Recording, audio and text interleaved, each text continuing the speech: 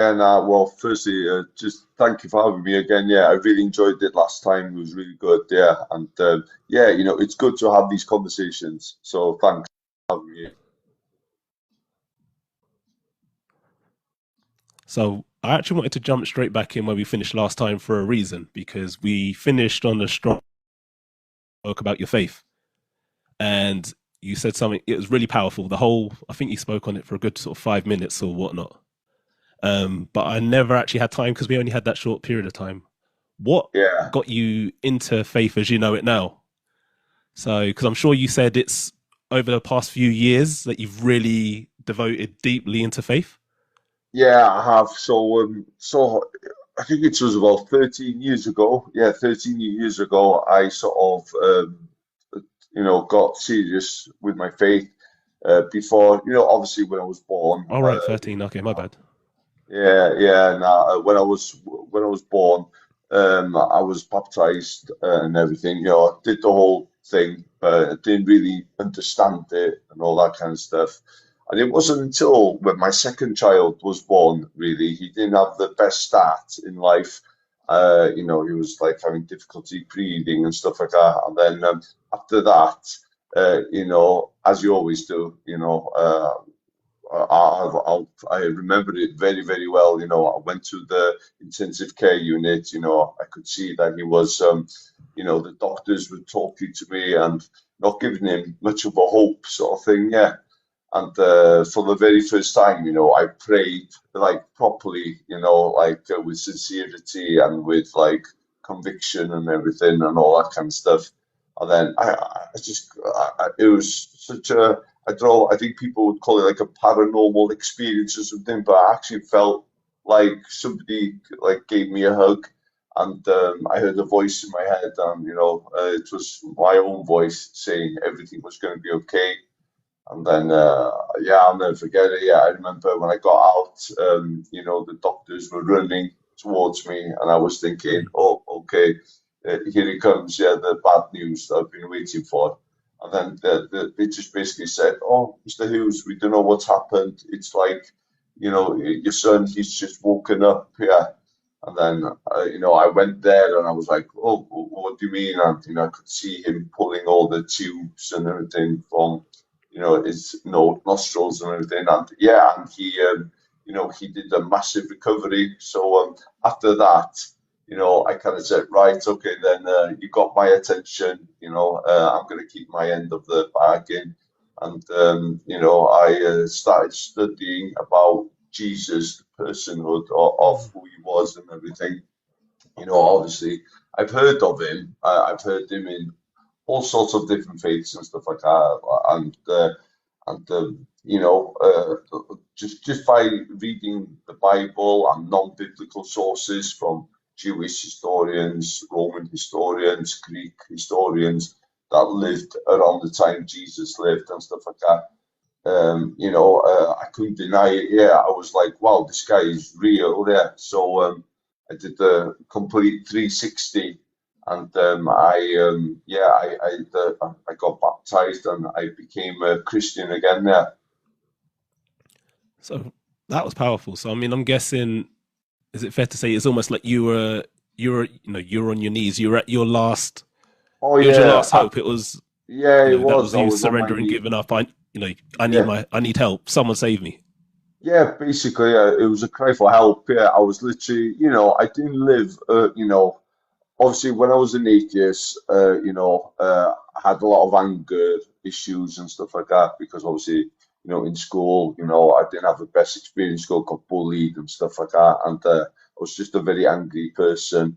And yeah, I mean, I was literally like on my last hope sort of thing, and I heard about Jesus and stuff like that, and I heard about who he is and everything, but I knew of him, but I did not know him personally like I do now, sort of thing. Yeah, and hence why it took me 4 years. It wasn't like an overnight thing because Right. me, Okay. coming from like an atheist background, I needed like evidence, and obviously when I studied about him, I was like, oh, I can't deny this guy. He's real. Yeah, yeah, So there was like some pushback. It's almost like you started to see the signs of things he's doing, but you're still resisting it because that's not how your mindset has been for however many years. So yeah, there was that yeah, battle of maybe I want to believe, but I don't believe, or no, I'm not yeah. ready to accept or submit myself properly yet.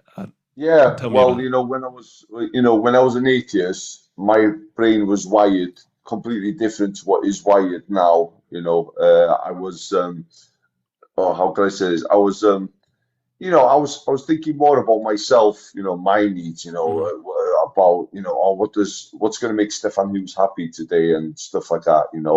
But once I sort of, once Christ came into my life, um, I started thinking about others, other people and stuff.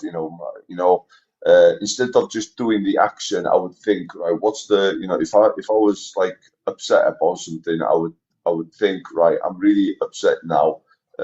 What's going to be the repercussions if I'm going to do this and stuff like that? A lot of it as well, I had to hold my ego back because, obviously when I was an atheist, I was quite egotistic. I was like, oh, Okay. I can fight and all that kind of stuff, as you do when you start boxing and stuff like that. But nah, I kind of, I did. I took like a backward step of Stefan Hughes sort of thing. Yeah, I was more in the background sort of thing. Yeah, I wouldn't be thinking about myself a lot. I'd be thinking about others.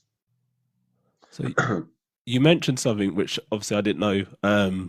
You said about you'd been bullied at school before, But or you yeah, were bullied when you were younger. So do you think yeah, yeah, there's any relation to that to how you've ended up boxing? Do you think there's a connection, or is that yeah. completely separate? Oh yeah, most definitely. So in school, yeah, I was bullied. Yeah, I wasn't a popular kid and stuff like that. I And know. I've been there as well. I know. yeah, and yeah, definitely. I think we've all been there. And I think my dad, he could see that. Yeah, he could see that. I wasn't. I was quite fat as well, and all that kind of stuff. So my dad, he got me into the boxing gym. Yeah, and what boxing has done for me, which I'm very grateful. It's changed my character. The way I think and the way I deal with situations. A lot of people tend to think, oh, boxing is all about physical things, yeah, Hmm. but it's not. A lot of it is mental, and maybe you could agree with me with that. It's all to do with how you control your emotions and how you feel and all that kind of stuff. So yeah, boxing. Oh gosh, yeah, that's why I keep doing it. Really, at the grand age of 42, that's why I still box. Yeah, because it keeps me in check, sort of thing. Yeah, That's a good point. I think boxing gets a hard rap in the way of when people talk about discipline and whatnot, they usually only talk about the martial arts. They say yeah. like the martial arts will help you discipline yourself, but they don't realize boxing does do the same thing. And at the end of the day, it is a form of martial arts. It's a form of trained combat, but people don't give it that same sort of respect. Where if you learn to box properly, you learn the lessons with it. You do become a more disciplined person. Yeah, most definitely, because oh yeah, I was out of control, yeah, but that was because I had a lot of anger in me. Boxing gave me that discipline to basically control my emotions and control my yeah, my anger that I had and everything, And oh yeah, I think they should do boxing in schools and stuff like that to help bring kids along, to help them how to control with their emotions and their feelings and so forth. Yeah. So boxing goals for 2026. So I've got two more questions I want to ask you on boxing. What are your goals for next year regarding boxing? Yeah, so definitely. So at the minute now, I'm waiting for an eye examination, January the 14th. I injured my eye in work, so I'm waiting to have another eye examination. And definitely in January, I want to get back into it. Yeah, it's been yeah, I'm trying to think now. How long has it been? Oh, it's been a couple of months. Been like 3 months since I had my last fight. It's been quite frustrating because with the type of work I do, you can easily get injured, and obviously, I'm not the spring chicken anymore, so I've had to look after myself a little bit more and get this eye examination. But now, 2026, yeah, I want to be more active. Yeah, trying, I would say I've got about 2 years left in me in this engine before I can finally finish boxing. Um, so hopefully, I'm going to get in touch with, my manager and stuff like that. He's going to try and get me fights abroad and stuff like that, and just try and, before I can put boxing to bed, I'd like to have fought for a title, a professional title, or something like that, or at least win it, or something like that. But yeah, that's my goal. Yeah, I'm just to try and win fights. Obviously because I'm what you would call a bit of a journeyman fighter. You know, it's you always go to their back garden sort of thing. Yeah, and you're always in the blue corner. So definitely, I just want to try and win. Something. In the pro ranks sort of thing before I can finish it for good. I hear that. So in between your injury spells, I mean, how do you keep yourself sort of dedicated to it? And how do you keep Yeah, that focus of like, you've been out the ring for a while, then you've got to readapt to getting yourself hit and hurt again or whatnot. How do you sort of keep that dedication? That's not easy. no, no. I'll be honest with you. With this last injury, because it was on my eye, it was. Yeah, it's been quite frustrating because I had fights planned up. I had one in Birmingham. I had to fight, lined up and everything, and in other countries and stuff like that. And oh, it is, what they say, a setback makes a good comeback. Yeah. So, Yeah, yeah, true, with true. every setback that happens, something good is going to come out of it. Yeah. So, but it has been. I'm not going to lie. It has been really annoying. Again, I'm 42 years old now, and I've been thinking, oh gosh, maybe this is the time that I need to, stop boxing.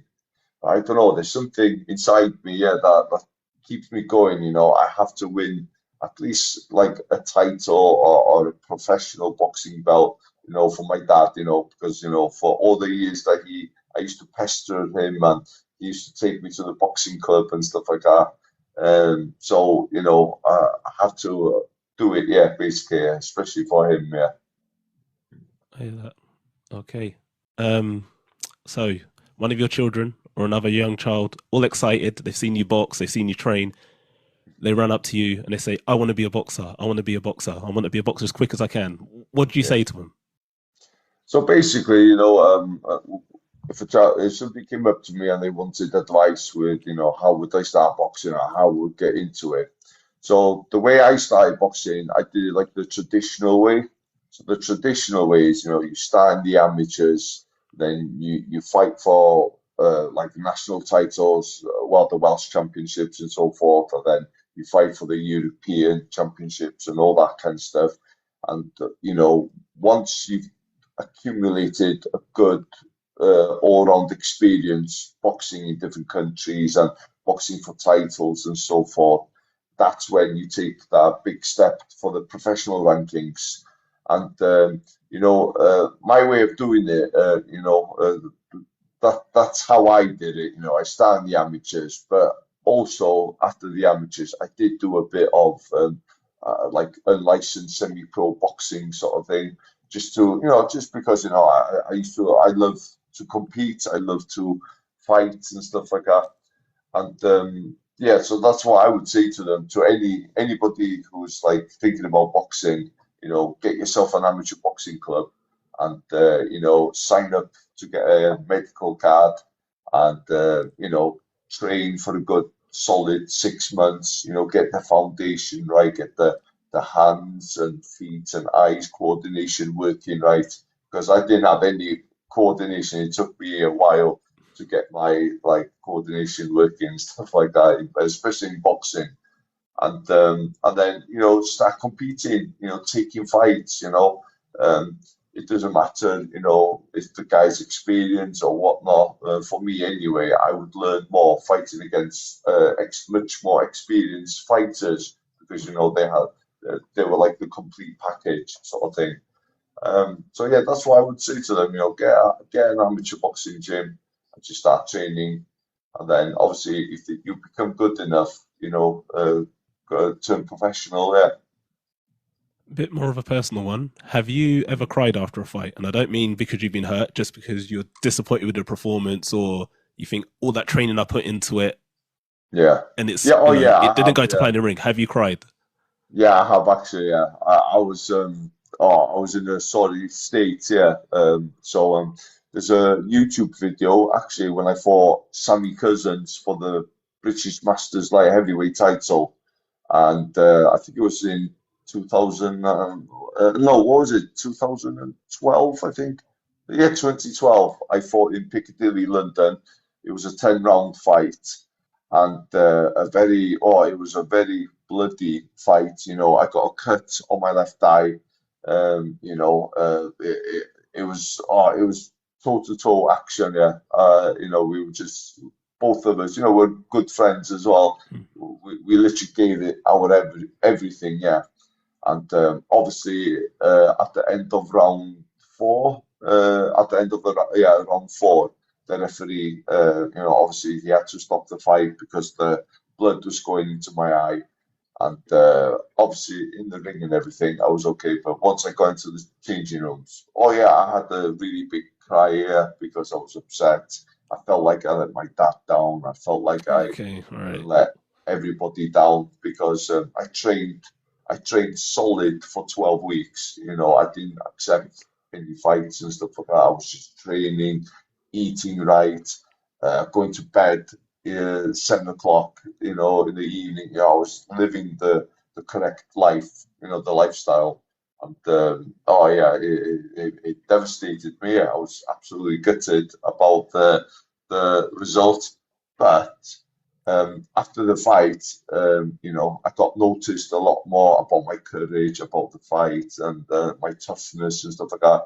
So, although I didn't win the title, it did open doors for me in the boxing scene. I got offers to fight against, good name fighters and stuff like that. But yeah, yeah, it was, it was a. I would say that was the only occasion that I cried there after the fight. It's interesting. They say like with boxing and other combat sports, they say it's a lonely sport because you're the only one in the ring. But Yeah, as soon as you lose one of them sports or one of them matches, sorry, you feel like you've let everyone else down. yeah, Do you know what I mean? And yeah. I've heard it before. It's very interesting. You're in the ring by yourself, but you feel like you've let down hundreds of people when you do lose. So it's quite an interesting um, way of Mm. dealing with it. So Yeah, it's it's a very interesting way of thinking, because yeah, really, I wasn't thinking about myself really. I was just thinking about, oh my gosh, I've let my dad down, I've let my family down, I've, friends, colleagues, and stuff like that. It's very interesting that you say that, yeah, because yeah, that's what we think. Yeah, we don't think about, obviously I was gutted that I lost the mm. fight, but I was more concerned, like worried about, I've let my dad down, I've let my family down, and stuff like that. So yeah, that's quite interesting. That is true. Okay, so you've got a fight lined up for, we'll say, next year. Day Mm, before your fight, you find out on the news boxing has been outlawed, strictly forbidden. mm, Even underground boxing clubs won't host boxing fights anymore. What do you do? yeah. What does that do to your life? What do you do now? Oh gosh. So for me, if that did happen, I'd be gutted. I'd be quite devastated. But I think what I would get into, I'm quite, I love theology. I love Oh, okay. Christianity and stuff like that. I would basically, I would, I would, yeah, I would actually. I think I would get more heavily involved in Christianity, yeah, with my faith, yeah. I've got a good friend, and sometimes we used to go to a place called Speaker's Corner in Hyde Park, where we would be like debating with, or like it could be Jehovah Witnesses or Hindus or well, basically all faiths, yeah, sort of thing. I would get more involved and I would do a lot more church work, like working in homeless shelters and stuff like that. I love doing all that kind of stuff. That's good. So it shows that as much as you say that the faith helps you with your boxing, it's almost like you know that beyond boxing, your faith is still there for you, the other side of it as well. So Oh yeah, it's yeah, I don't know, it's quite bad for me. Yeah, I can't get enough of Jesus Christ. mm, I can't get enough of him, and most probably you'll know, and people will mm, know. I can't stop talking about him. That's how much of an impact Jesus yeah, Christ has given me in my life. Yeah, per- and just the way he was, the way he lived, the way he yeah, did everything. He's my role model. He's my what do you call it, pedestal. That's what I would want to try and become, sort of thing. Obviously, more like him. So yeah. yeah, definitely. So your life goals for next year then. So what are your life goals? Yeah. So So that's my beyond life goal. boxing as well. Yeah, Yeah, yeah. yeah. So my life goal for next year is definitely, obviously, I want to be a little bit more active. So after this eye Mm, examination, January the 14th, after that, if I get the green light, I want to be fighting a little bit more. This year has been a little bit, I've been having injuries here and there and mm, stuff like that. So, I want to be a little bit more active in my professional boxing scene. Um, as well, I would say one goal I want to do is, yeah, I want to be a little bit more active with my church. I go to an Orthodox church in Oxford. Um, I go there quite often, and there's another church that I've started going to in Milton Keynes, Venture Church. oh, It's a cool. great church, it's really nice. They've got lovely people there, talking about faith and all that. I'd like to be more involved with that sort of thing, yeah. So, yeah, I would say those are my goals, basically, and become a better person I was last year, sort of thing. So, every year I try and improve myself. Cool. So you ready for another question? It's a bit of a personal one. Yeah, yeah, sure thing. Relationship status. What's Stefan's relationship status? You in a relationship? Are you looking for that No, special I'm not person in. this year? What's the deal? What's the plans? What are No, what are the no, goals? no. I've got no one at the minute. No, no, I've got nobody at the minute. So yeah, still single. Got nothing happening for me at the minute. So, but Are nah, you sure? Are you sure you're looking all over the place? Are you yeah, sure? yeah. No, yeah, sure, yeah. No, I'm sure, yeah. No, I've got nobody at the minute, yeah. So, obviously, as with the sort of work we Mm, do, it's quite hard, isn't it, to try and like get into a relationship and try and fit in and stuff like that. And I don't know, I don't get much luck, yeah, with with relationships and stuff like that, yeah. So, no, there's nothing at the minute, no. But if anyone's interested, apply with it. but on a real note, are you looking for a serious relationship? Are you interested in marriage or a life partner or just taking things as it comes? Oh, oh yeah, nah, I'm definitely, definitely, my end game is obviously I'd love to get married again. Obviously, I want to, I believe in the concept of marriage. I believe in the biblical term of marriage. That's why he created, Adam and Eve. So they become one flesh and they become like one team. And no, definitely, I definitely want to get married again, and obviously, but it has to be with the right person.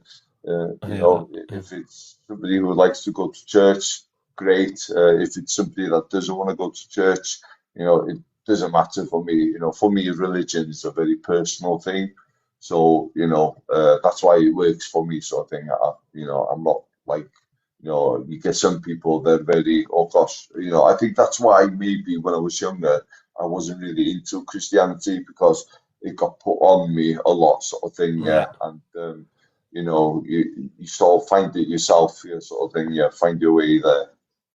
Yeah, it's a big difference between having it forced on you and you choosing that this is a path I want to take, isn't it? Big difference. So, Oh yeah, 100%, because my granddad, he was a minister, he was a Methodist minister, and I can't get enough of it now, but we've got a study. Well, in my parents' house, we've got like a study full of biblical books and texts. And every time I go to Wales, I literally lock myself up there and I'm just there reading, like books about Christianity, about, Stoicism and everything. It's great. I love libraries. you sound like a lifelong student, which is a good thing. Lifelong student, always Oh, wanted to learn and Oh develop. yeah, I'm always into learning, yeah, but when I learn things, it has to be like, evidence based, Mm, you know, uh, again, that was one of the things that brought me to Christianity, the evidence about his existence, his death and burial and resurrection was just overwhelming, yeah, you've got Greek historians, Thalos, you've got Jewish historians, Josephus Flavius, and you've got Tacitus, Roman historian, I believe he was. They all wrote about Jesus Christ, death, burial, and his resurrection. And these are people that are not part of the canonical Bible, sort of thing of the Bible. So, that was one of the things that brought me to my Christian faith, yeah, was because that there were non-biblical people who actually wrote about right. Jesus Christ, and then obviously you've got the eyewitness testimonies from Matthew, Mark, Luke, and John, from the disciples and stuff like that. So yeah, but like I said, I'm always into studying, I'm always into, knowledge is power, as they say, yeah. But yeah, definitely. That's brilliant. That's good. And once again, really appreciate you jumping on. It's good that we've actually seen the face Yeah, it's behind the good. voice Yeah, it this works time. now. Yeah, yeah. Really I kind appreciate of it. hopefully you won't lose any subscribers. Yeah, because you see, see my face. Definitely Yeah, not. Definitely not. You'll yeah, probably have definitely. Yeah, people after a date with you and that now, man. You've told everyone you're single, so you have people after you, my man. yeah. Um, but That's good. Hopefully, yeah, really appreciate you definitely. jumping on. You've been honest.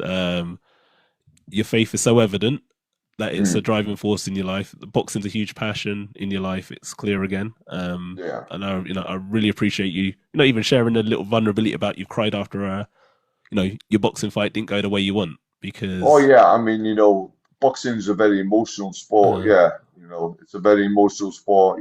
Some boxers, we literally put our everything mm, into it. Yeah, and oh yeah, it was a very painful experience. But it was an experience that I learned to cope from it. From it would happen with whatever would happen in life, sort of thing. Yeah, but it's a sign. It also shows that the toughest people do cry and are allowed to cry. And as you know, oh that's one of the important things with the manly ego, where if you need yeah, to express your emotions, it's something that needs to be done.